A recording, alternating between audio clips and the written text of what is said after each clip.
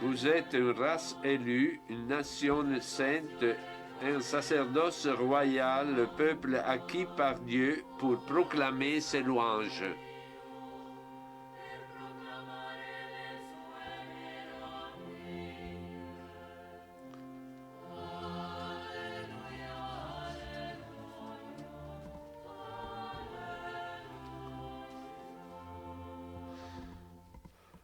De la première épître de Paul, apôtre, aux Corinthiens, chapitre 2.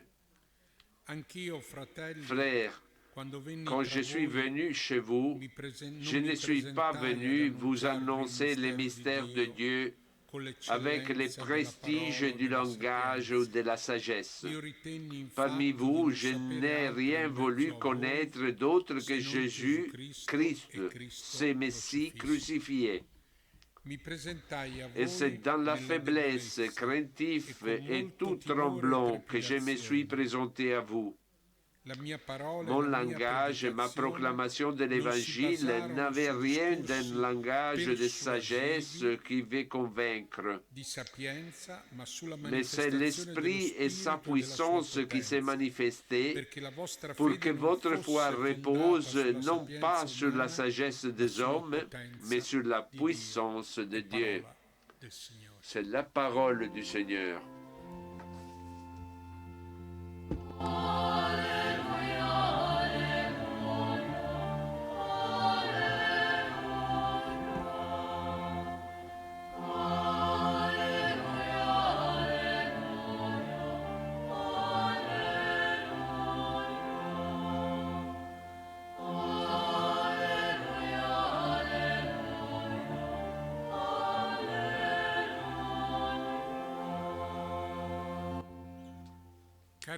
Chers frères, chères sœurs, nous sommes venus ici ensemble pour fêter la mémoire de François d'Assise. François qui mourut le soir du 3 octobre 1226. Dans ces moments, un groupe d'oiseaux commença à saluer les saints. En effet, sa vie a été caractérisée par l'unité en profondeur avec la création, car sa renonce à la violence était aussi renonce à une attitude prédatoire envers la nature. Ça le montre sa poème.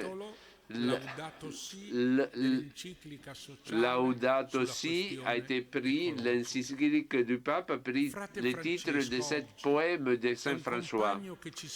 François, c'est un compagnon qui est proche de nous aujourd'hui, qui nous aide à trouver le chemin dans ce monde en trouble, complexe.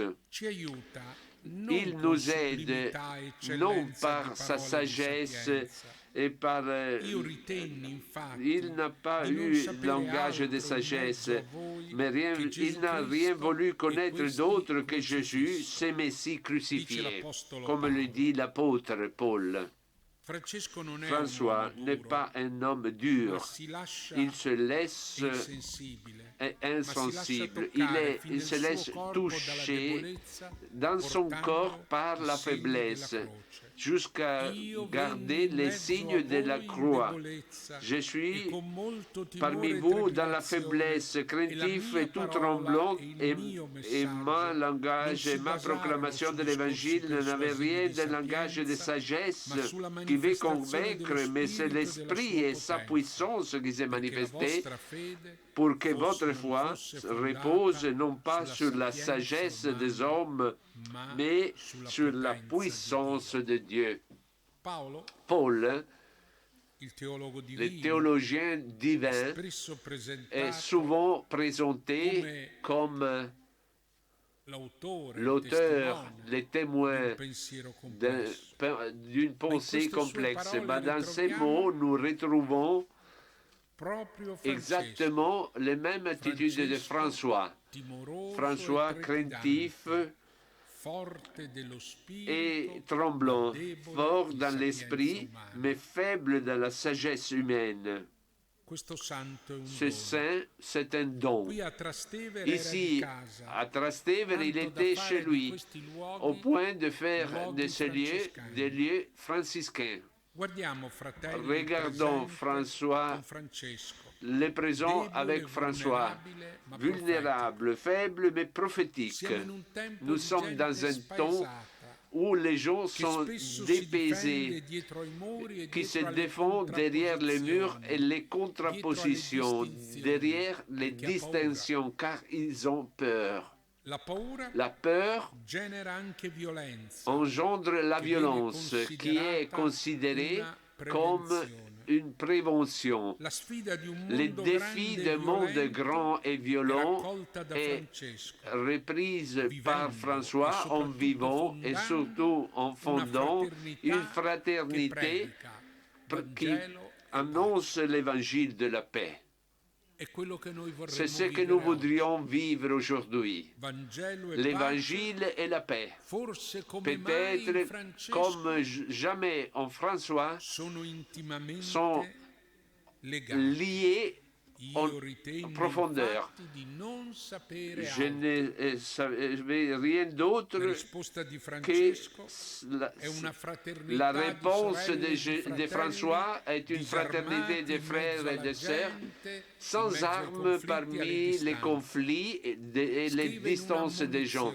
Il écrit dans une de ses admonitions, « Bienheureux l'homme qui soutient son prochain dans ses faiblesses, comme il voudrait être soutenu par le même s'il était dans le même cas. » François a l'intuition des besoins de compassion. Il offre de la compassion. C'est le terrain où nous pouvons nous retrouver avec des hommes et des femmes comme frères et sœurs, tous en connexion les uns aux autres, car nous sommes en profondeur connectés les uns les autres, même si nous ignorions cette connexion et si nous croyons d'être des monades, des égaux enfermés en eux-mêmes. Il y a un an, le 4 octobre, le pape François a saisi cette force de fraternité et de compassion qu'un peuple peut réaliser à travers l'encyclique Fratelli Tutti. Il a saisi les défis qu'il y a dans notre société, des défis d'inimitié, de manque d'amitié sociale et personnelle, de violence et de guerre. Le pape a écrit, François ne faisait pas la guerre dialectique en imposant ses doctrines. Il communiquait l'amour de Dieu. De cette manière, il a été un père fécond qui a suscité les rêves d'une société plus fraternelle. Dans ce monde plein de tours de défense et de murs de défense, les villes vivaient de guerres sanglantes parmi des familles puissantes, tandis qu'il y avait des régions misérables, des banlieues exclues. Là, François a reçu en lui-même la véritable paix.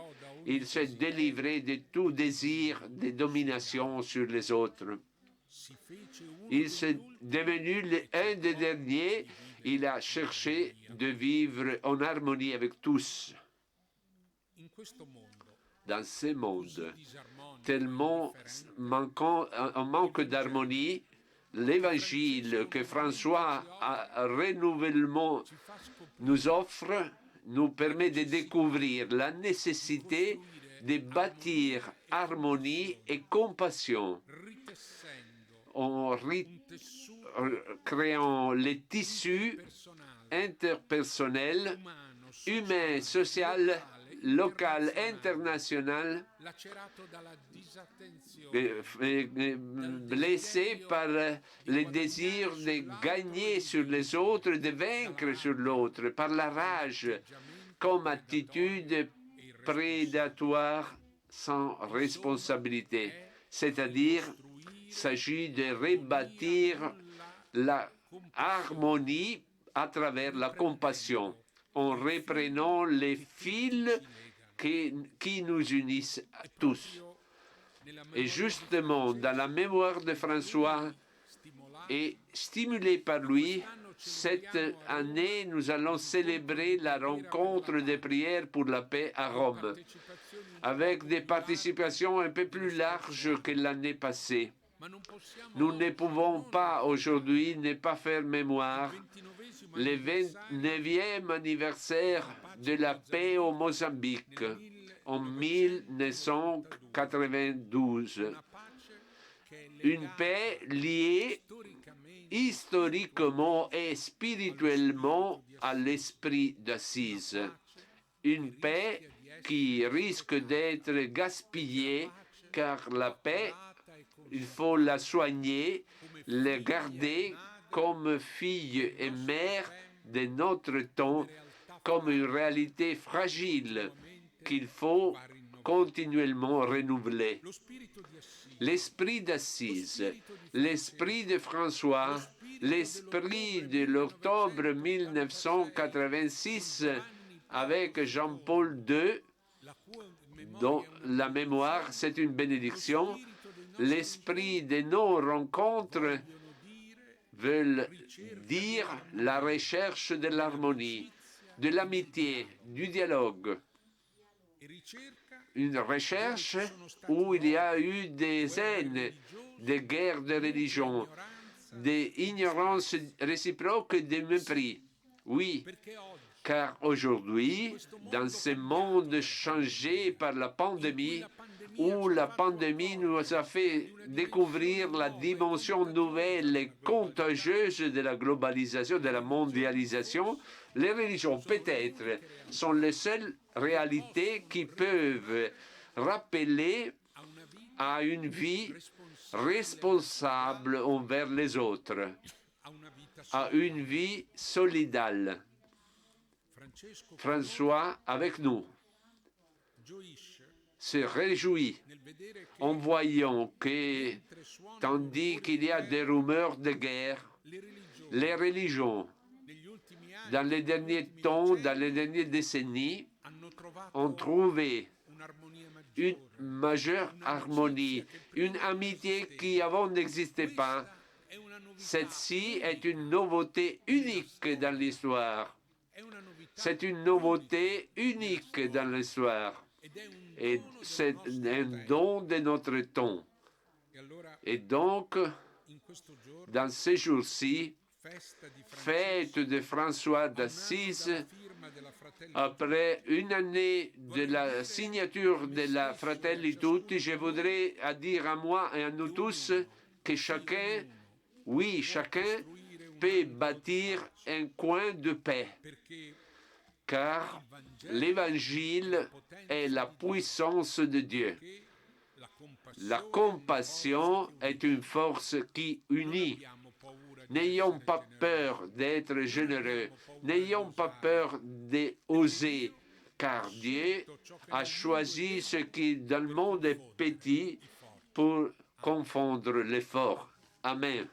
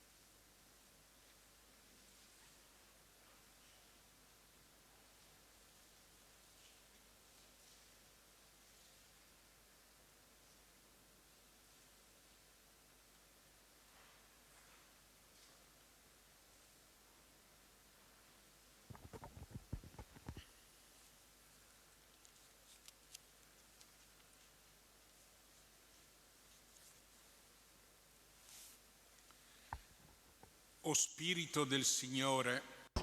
du Seigneur, tu as suscité François d'Assise comme témoin de l'Évangile vécu et de la puissance de ta parole et de ton amour. Suscite en nous, nous te le demandons, suscite en nous des nouveaux témoins de l'Évangile et amène notre communauté dans les chemins du monde afin qu'elle puisse vivre selon ta parole et ton amour maintenant et toujours. Seigneur, apprends-nous à prier. Notre Père qui es aux cieux, que ton nom soit sanctifié, que ton règne vienne, que ta volonté soit faite sur la terre comme au ciel. Donne-nous aujourd'hui notre pain de ce jour. Pardonne-nous nos offenses, comme nous pardonnons aussi à ceux qui nous ont offensés. Et ne nous laisse pas entrer en tentation, mais délivre-nous du mal. Prions le Seigneur de la paix.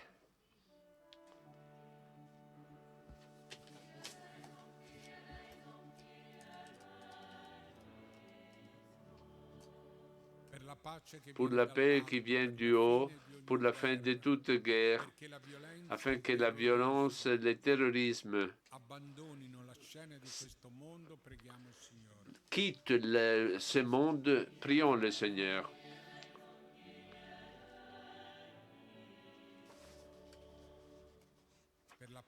Pour la paix au Mozambique, pour la paix dans tout côté du monde, avec insistance, prions le Seigneur.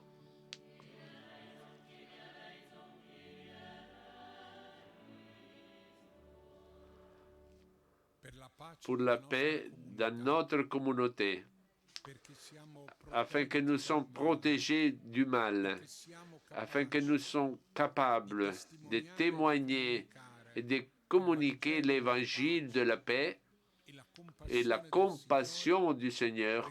Prions le Seigneur.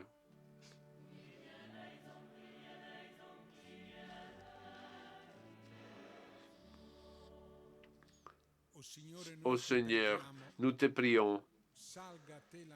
Monte vers toi notre prière comme l'encens, et nous te demandons de recevoir les intentions de notre cœur et d'écouter la petite voix de notre foi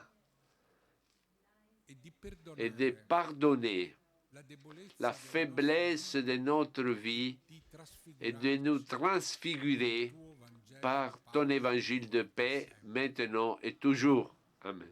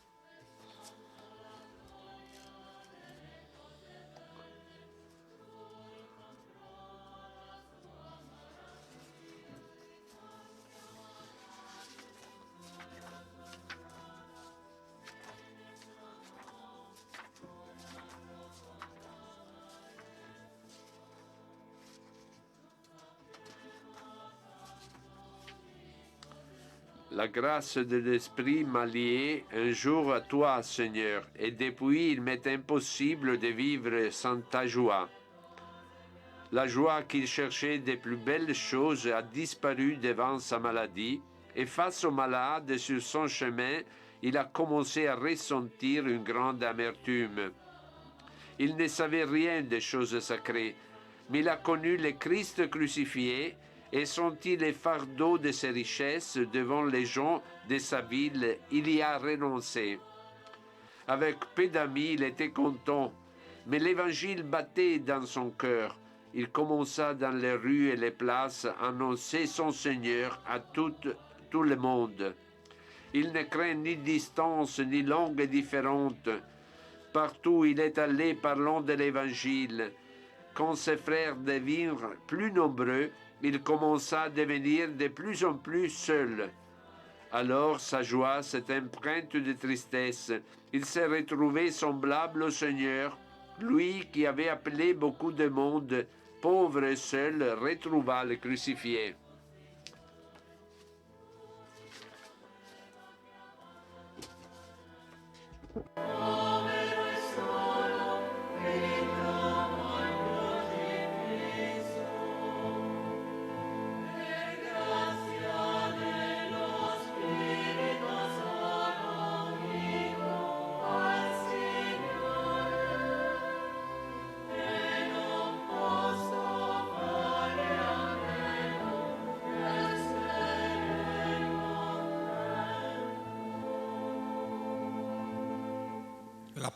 La paix soit avec tous. Et la paix que le Seigneur nous a donnée, nous la changeons les uns les autres.